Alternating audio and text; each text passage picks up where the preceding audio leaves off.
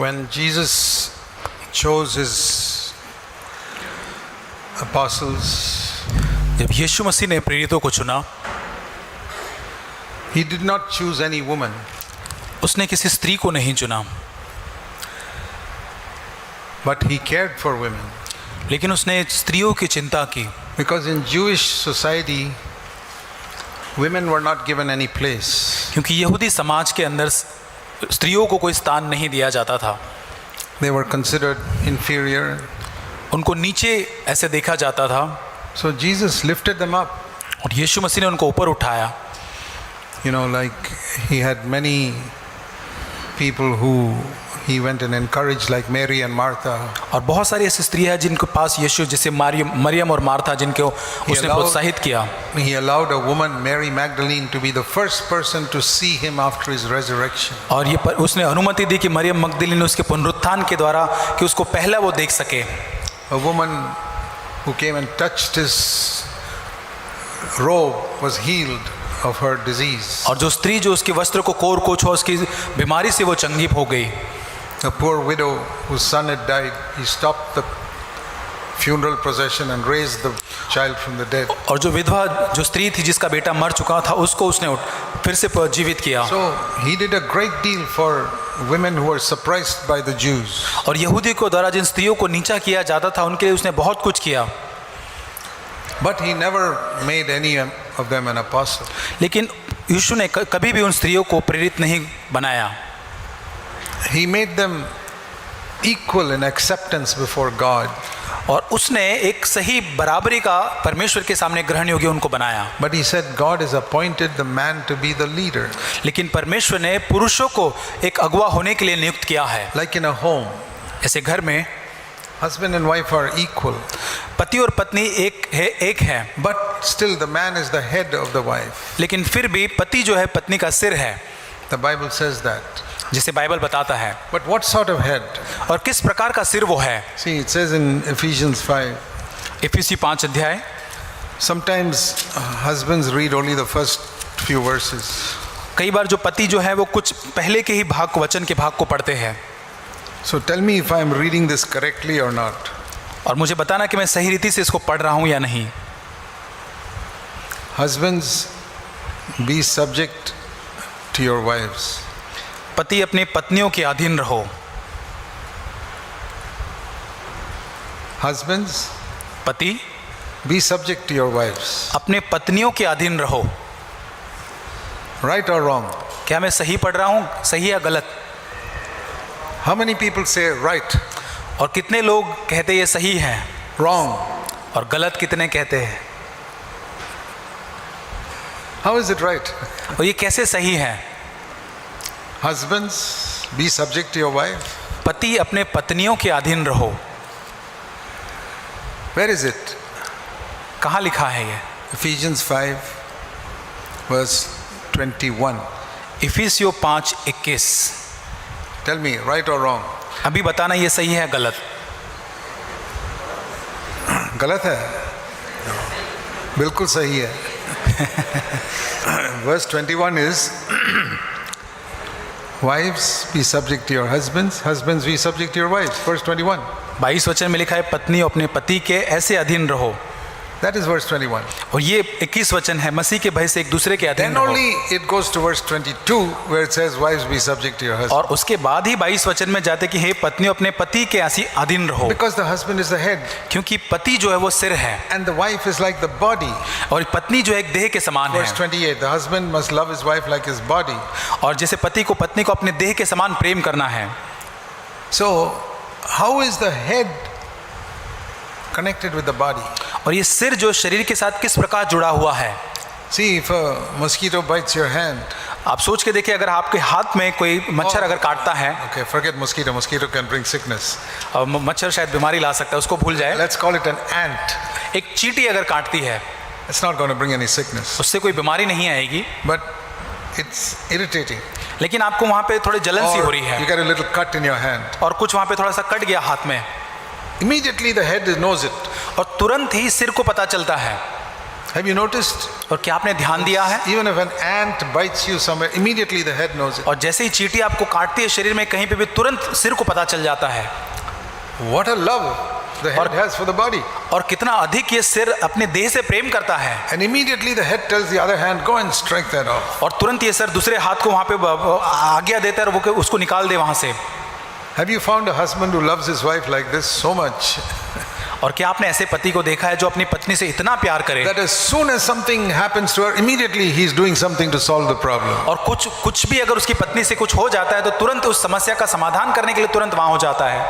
That is an amazing husband. I don't think there are anybody like that. और ये बहुत ही अद्भुत ये एक पति होगा, मुझे नहीं लगता ऐसा कोई होगा।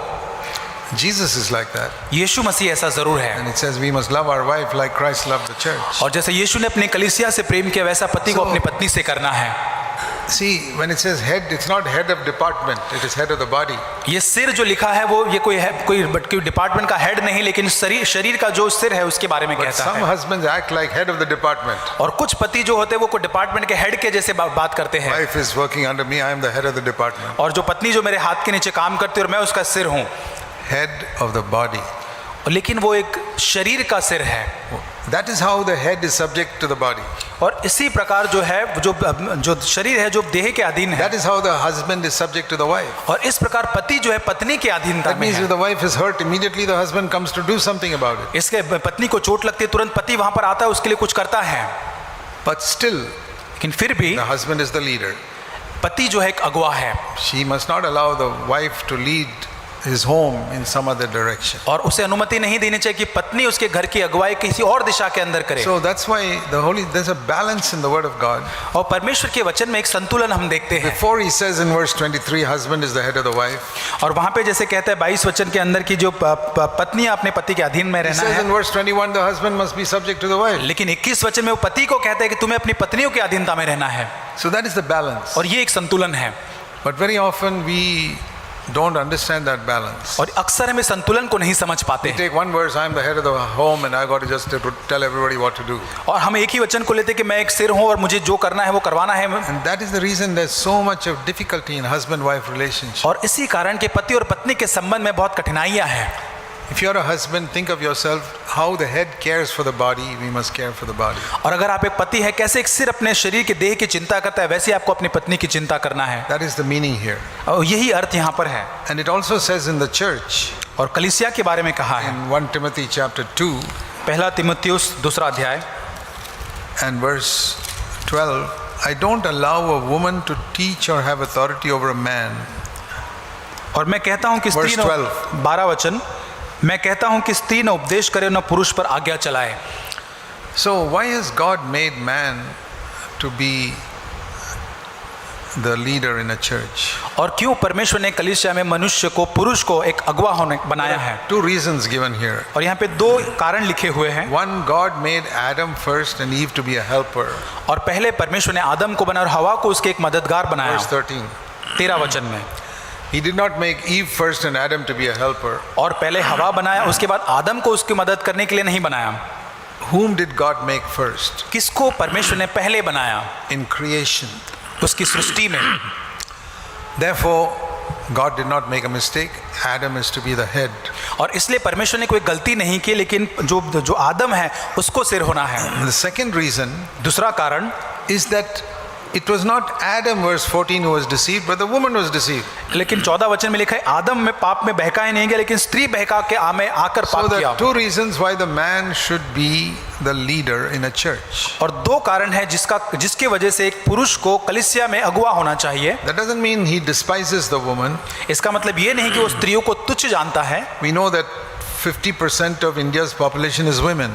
हम जानते कि 50% जो भारत का जो पॉपुलेशन है वो स्त्रियां हैं। And most churches, about 50% are women. और हर एक कलीसिया के अंदर 50% स्त्रियां हैं। And it's very difficult in India to reach women unless a woman witnesses to that woman. और ये भारत के अंदर बहुत ही कठिन होता है कि जब तक एक स्त्री जाकर किसी स्त्री को गवाही नहीं देती या प्रभु का समाचार नहीं देती वो प्रभु में नहीं ला It's सकती very उसको। difficult for a man to go and witness to a woman. और बहुत ही कठिन होता है एक पुरुष जाके एक स्त्री को जाके वचन को बताए। Many people do that and often fall into sin also. और कई बार ऐसा लोग करते हैं और फिर पाप में गिर जाते हैं।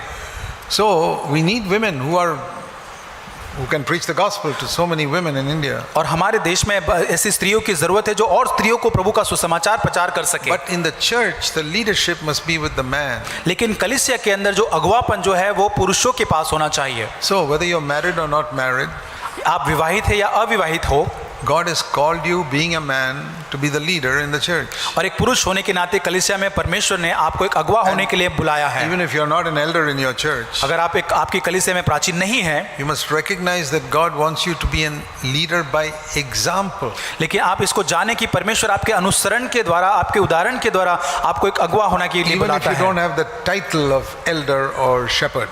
और आपके पास एक चरवाहा या एक प्राचीन का एक पद नहीं है, फिर भी But how should you lead? कैसे आपको लोगों को अगुवाई करना है, How should a husband lead? और कैसे एक पति को अगुवाई करना है, How should you men be leaders in your church? और कैसे पुरुषों को कलीसिया के अंदर अगुवाई करना है। See John's Gospel chapter 10. यूहन्ना 10 अध्याय। There are two ways in which you can lead sheep. और दो तरीके हैं जिससे आप भेड़ों की अगुवाई कर सकते हैं। Jesus said, यीशु ने कहा, I am the good shepherd. मैं अच्छा चरवाहा हूँ। And he says here that he goes in front of the sheep. और वो कहता है कि वो उसके भेड़ों के आगे आगे जाता है। See, when he puts forth the sheep, verse 4, he goes ahead of them. जब अपने सब भेड़ों को बाहर निकाल चुकता है वो उनके आगे आगे चलता है। So a leader is someone who goes ahead. और अगुवा वो है जो आगे आगे चलता है। Then he speaks of a hireling, a stranger. और फिर वो अन्य लोगों को जो किराए पे लेकर आते हैं उनके बारे में कहता है। And the difference between a shepherd and a hireling is this. और जो चरवाहा है और जिसको किराए पे लेकर आया उस मनुष्य में अंतर क्या है? In verse 12, a hired hand is not a shepherd. और मजदूर जो है वो चरवाहा नहीं है। And I've seen in Bangalore sheep being led to the slaughterhouse.